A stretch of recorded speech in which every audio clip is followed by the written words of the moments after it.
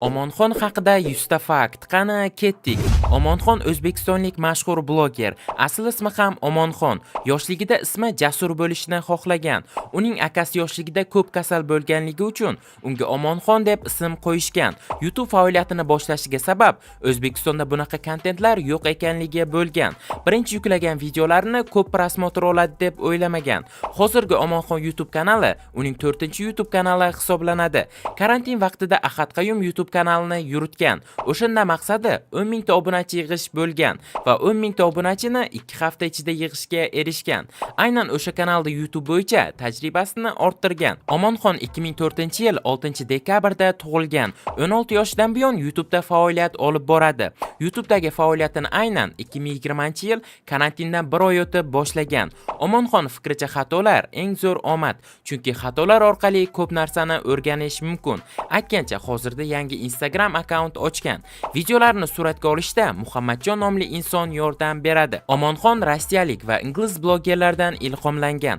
Ahad Qayum studiyasidagi video hamda fotoapparatlardan foydalanishadi.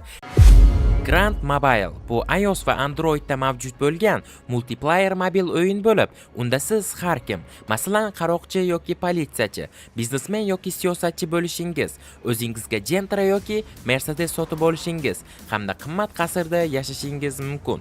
Video ostidagi havola orqali o'yinni yuklab oling va Vigetta promokodini kiritib, 30 ming rubl o'yin valyutasini, 7 kunlik VIP hamda 3 kunlik gelik avtomobiliga ega bo'ling. Grand Mobile'ni qo'llab-quvvatlash uchun Play Market yoki App Store'dan ularga 5 baho beramiz. Rossiyalik Dima Maslennikovning ijodini sevib kuzatadi. Dima Maslennikov aynan uning videolariga ilhom bergan inson hisoblanadi.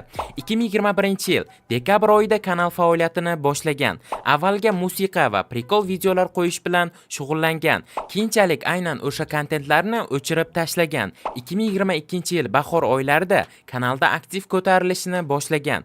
Qabristonga borib YouTube'ga yuklagan videolari Omonxonning karyerasiga birinchi qo'yilgan katta qadam bo'lgan. Morgga borib suratga olgan videolarini YouTube bloklab qo'ygan. Omonxon kanalida eng esda qolarli video hozircha Morgdagi Bekinmachoq nomli video hisoblanadi. Omonxon YouTube kanalida hozirda 670 mingdan ortiq obunachilar mavjud. Eng ko'p ko'rilgan klassik video 1 mingdan ortiq prosmotr olgan. Eng ko'p ko'rilgan shorts esa 8,5 milliondan ortiq ko'rishlar soniga ega. Omonxon juda emotsiyaga beriluvchan hisoblanadi. O'zini kadrda eng ko'p qo'rqadigan inson deb hisoblaydi. Yoshligida ham qorong'udan juda qo'rqqan. Omonxon kanal muvaffaqiyat sirini tezkor natija kutmaslikda deb hisoblaydi. Omonxon o'z jamoadoshlari bilan birinchi 30 ta videoni tanaffuslarsiz, ya'ni prosmotrlarga ham qaramasdan kanalga yuklaymiz deb kelishishgan. YouTube'ga yuklagan 30 ta videolaridan so'ng kanalda 300 mingdan ortiq obunachi yig'ishga erishgan. Butun dunyo darajasida kontent qilishni orzu qiladi. Bulardan biri Yaponiyadagi joniga qasd qiluvchilar o'rmoni hisoblanadi. Chet eldan asosan Mr. Beast'ni kuzatadi. O'zbekiston podkastlaridan esa Nima gap podkastini sevib tomosha qiladi. Umri davomida eng birinchi ko'rgan podkastlari Hay Mayli hamda BMP hisoblanadi. Asosiy daromadi reklama roliklardan. YouTube'da daromad qilishni esa kanalga videolar yuklagandan 1 yil o'tib boshlagan. Yoshligida onasi Omonxonni televizorda ko'rishni xohlagan.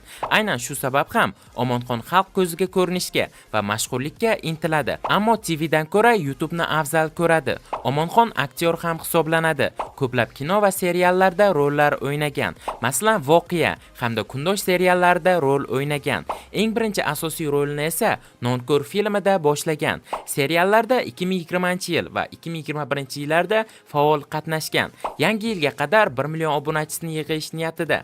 Katta maqsadi 10 million obunachi va shuncha obunachini 2 yil davomida yig'ishni rejalashtirmoqda. YouTube kanalida shorts videolarini qo'shib hisoblaganda jami 110 milliondan ortiq ko'rishlar soniga ega. Omonxon kanali boshida shortslar uchun ochilgan kanal bo'lgan. U yerda hayotiy videolar yuklab borilgan. Aslida bu videolar Instagram Instagram uchun suratga olingan, YouTube'ga esa shunchaki yuklab borilgan. YouTube'da ishlashni boshlaganlarida o'z ofisida yashagan. O'sha vaqtlarda bir oyda atigi bir marotaba uyga borgan.